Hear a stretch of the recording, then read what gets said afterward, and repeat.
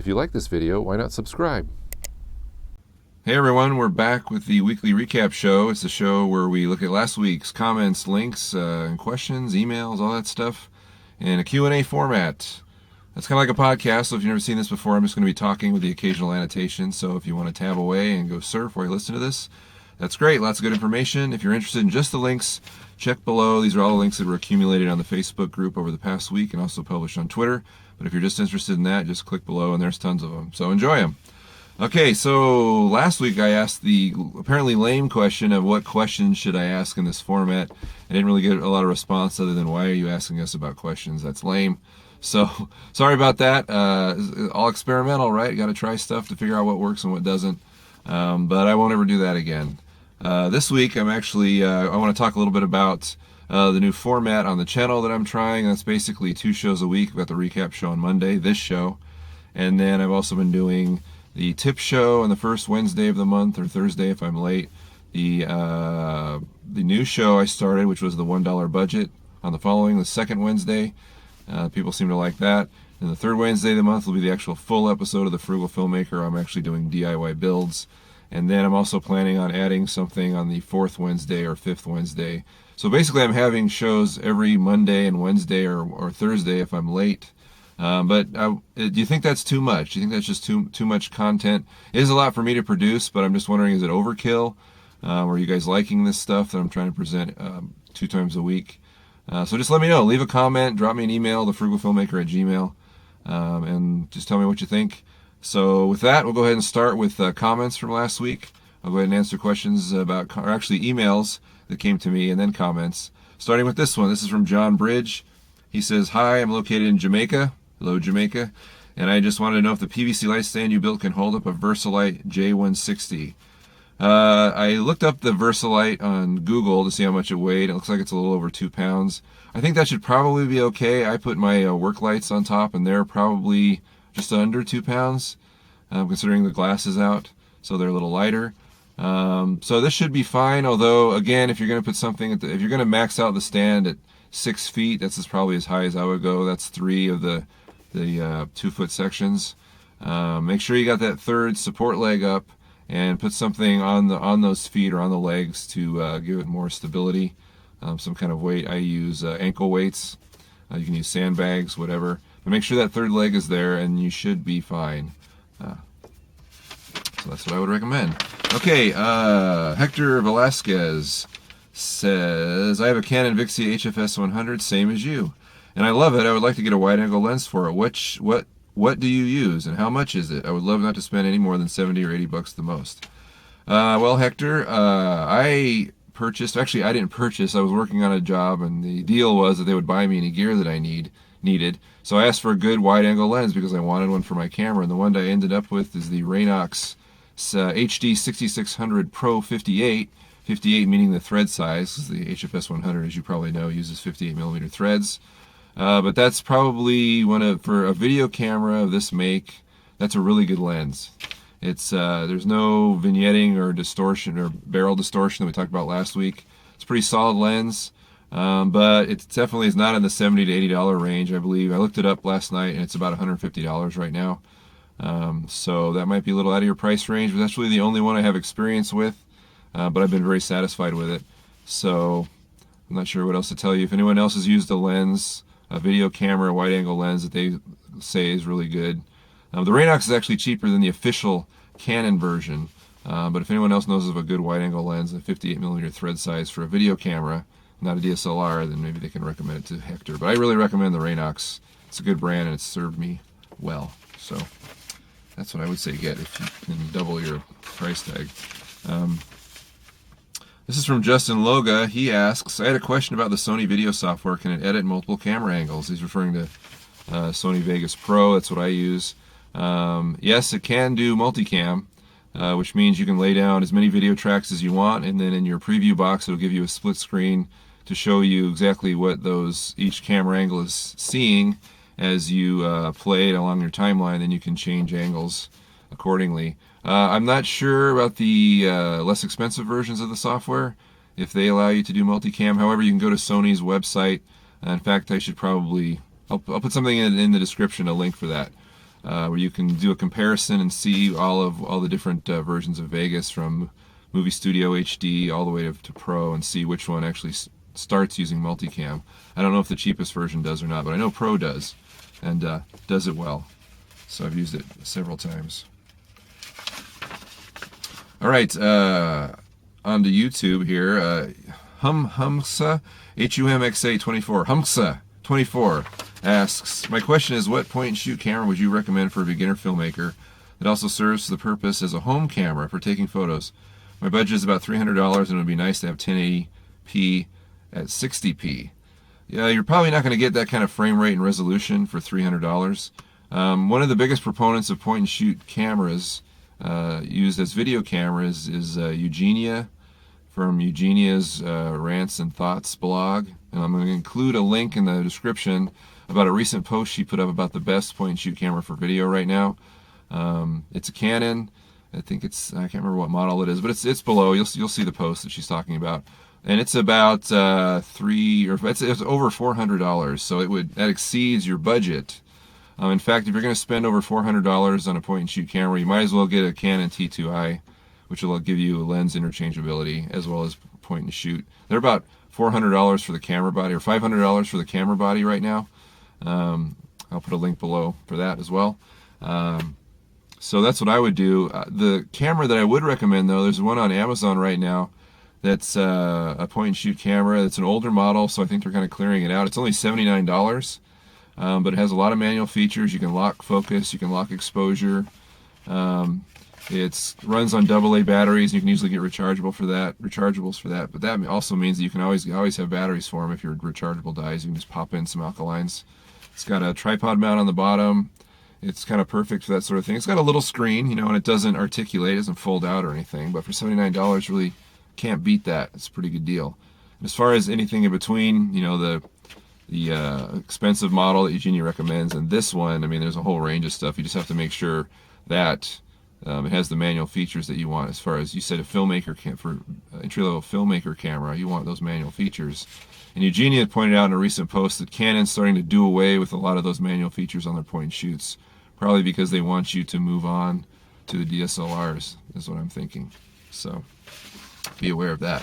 Oh, and that camera only shoots in 720p, so you're not going to get your 1080p, but it's $79. Okay, the Good Bad Bringers sends me a message every week. How you doing? Asks, I desperately need to buy a wide-angle lens for my Canon T2i. What I'm looking for, a budget from $100 to $300, a really good wide shot, about the same wideness size Robert Rodriguez used in El Mariachi. That's super wide. I prefer a bit of barrel distortion, and I'm going to use it for night shots, so the quality has to be night shootable and still look professional. Well, I don't have a DSLR, any of the Canon model, any DSLR right now, actually. But I looked up Dave Dugdale's site and then also Stu Maschwitz's site, ProLost, and what they recommended for a wide-angle lens, and I'll include those links below. But it's, I believe it's the Tokina wide-angle lens. That's the one a lot of people recommend. M over at Cheesy Cam recommends it also. But it's definitely not in your price range. I believe it's around $500. But it's supposed to be the best wide-angle lens for a DSLR, one of the best for the money. So if anybody else has a better recommendation or another recommendation, please comment below for the Good Bad Bringers to help them with this. Otherwise, check out those links by Stu and Doug, and that should at least send you in the right direction. Okay, Monster Mouth 5 sent me a message through YouTube. He asks, hi, I'm enjoying your videos very much. Great. And I was wondering if you had any tips or pointers on making music videos. Well, I've only really made one music video, and it was a contest entry. However, I often thought that if I were going to make a music video, and if I was hired to make one, or if I had a friend who had a band, the first thing I would do is collaborate with them, obviously. Listen to their song, tell them, hey, this is what your song says to me. What's the origins of your song? Give me your input. And then I would just work with them and come up with the best idea. I prefer narratives in music video. I like to see stories all the time. I'm not a big fan of just the concert video or just the performance video where everybody's performing and you're just cutting around to their performance. That's the easiest to shoot, obviously. And you should incorporate that even in a narrative, but I always think it's more fun to, tell a story. What story is the song telling, and just make it visual. Of course, if you're doing this and you're not in contact with the band, if you just want to make a music video from a popular song or something, then you're free to do whatever you want. Okay, Chamillionaire215 contacted me through YouTube and says, I've just bought all of the equipment I need for the camera crane you built in one of your videos, but I have one question at the moment. Why do I need to cut the top rail in half? I have an Ultimate Support MC125 professional studio boom stand. I was wondering if there would be a way for me to incorporate the pole with that instead of spending a lot of money on heavy-duty tripod. Okay, to answer the first part of your question, you don't have to cut the pole in half. The idea was that because there's a tapered end and you cut it in half, you can flip the end around and insert it one into the other, and it makes a 10-foot pole break down into two 5-foot segments, which makes it a lot easier for transporting. If you have a big truck and you want to throw a 10-foot crane in the back of it, awesome, you can do that. I don't. I have a little teeny car, as you can see, so I need to be able to break down my crane so that I can transport it in just about anything, and it does it quite effectively. You can use anything you want instead of the tripod stand. Many people have figured out all kinds of different things because not everyone has a heavy-duty tripod. Totally understand that, and anything that you can get to work is awesome. You don't need to do what I did. One of the whole themes, I think, of all the stuff that I build is I really encourage people to do whatever you want to make it different, make it better. None of this stuff is patented or copyrighted. They're just ideas, and I want to share them with everybody so that they can make them better. You guys probably have way more time to work on this stuff than I do, so any great ideas you can come up with, do it. And then, please share it back with everybody. Okay, Dishow509 sent me a message through YouTube, and he says, do you have a list of all the decent cameras with mic inputs that are not too expensive? Or if I have a camera with no mic input, what do I do for good sound? Well, the best one, the least expensive camera that I could find with a mic input that also had manual audio levels, which are critical, I think, and headphone jacks so you can actually listen to your sound to make sure that it's good, is the Canon Vixia RF200, which I've included a link below. It's about $289, I believe, on Amazon right now. And Canon's always been really awesome for their entry-level cameras as far as including mic inputs and manual audio levels and headphone jacks. You can listen to what you're getting and make adjustments if you need to. So that's the camera that I would recommend. Canon. I've been using Canon camcorders for a while, and they're all pretty good. Good image. I mean, for the money you're paying, and the fact they're camcorders, they're not DSLRs, but they're good for what ails you. If you don't have a mic input, or you end up with a camera that doesn't have a mic input, like I'm using the Sony Sanyo Exacti for this show, for example, doesn't have a mic input. But if I want good sound, I will just get a separate digital audio recorder. You can get the Zoom H1. It's $99 typically, or the Tascam DR05 is another one, $99.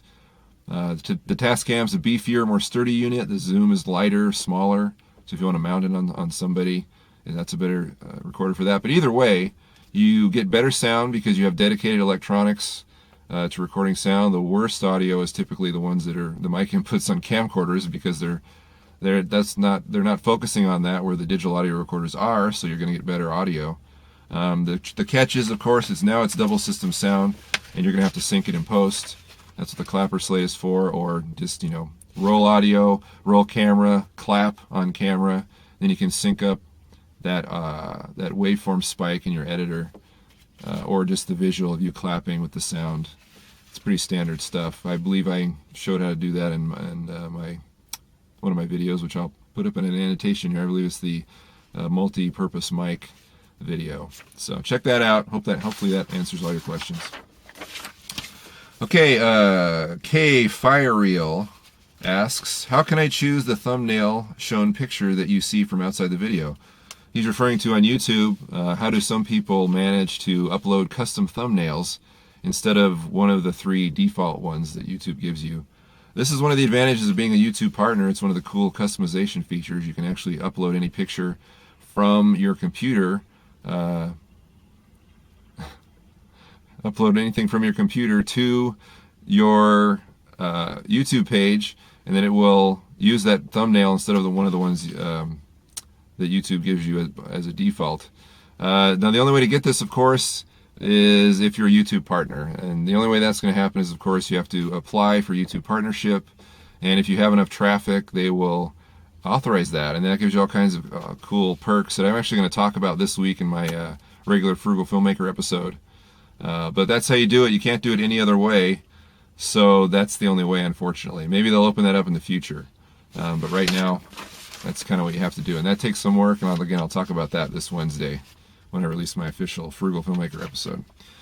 Okay, so now we're on to comments. Actually, that was the end of the emails. Tons of emails this week and fewer comments. The first comment is from Happy Cows Foo. He made a comment about, from the recap episode last week. He says, how do you upload a video that is this long? And these videos are long, I realize. And again, this also is something attached to YouTube partnership. Actually, that's not true, but it used to be. If you wanted a video over 10 minutes or 15 minutes, eventually when they changed it to 15-minute limit, you would need to become a YouTube partner, and that would open up the time limit, which is a goal that I always wanted. I didn't want to be limited by 10 or 15 minutes because someday I wanted to upload a long form, like feature-length projects. So I achieved that goal by becoming a YouTube partner, which now means I can upload any length of video. However, if you look on your own, even if you start a brand new YouTube page now, if you look on, when they ask you, it's just the upload page, it'll say if you want to upload something longer than this, or it's hinted at, there's a box or something. And if you click on that, they will ask for your cell phone number. Google will ask for your cell phone number. If you give that to them, they will then lift the time limit. Now, I don't know what nefarious purpose they have for your cell phone number, if they're selling it, or I don't know. But if you really want to lift the time limit and you don't want to worry about or go through the hassle of becoming a YouTube partner, that's one way you can upload a video of any length. I think they want your video, but they also apparently want your cell phone number. So, caveat emptor, buyer beware, I don't know. All right, and finally, I think this is the last one. We have a couple more. Okay.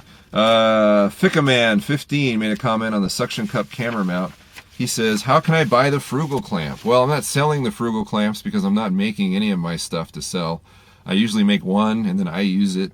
And then if you would like one, you have to make it yourself. Unfortunately, I've said this before, that I'm not in the manufacturing business, so I'm not going to make a bunch of this stuff and then sell it to people just because I don't have time to do that. And that's not the direction I want to go. I want to spend my time making movies and developing stuff that'll help make my movies more interesting, and as a result, I can then share them with you. But I'm not making things to sell. So the Frugal clamp's only about $10. All the parts are available online, so you should be able to get them anywhere. And so there you go. You just have to, and that's a really simple project. There's no cutting, there's no drilling.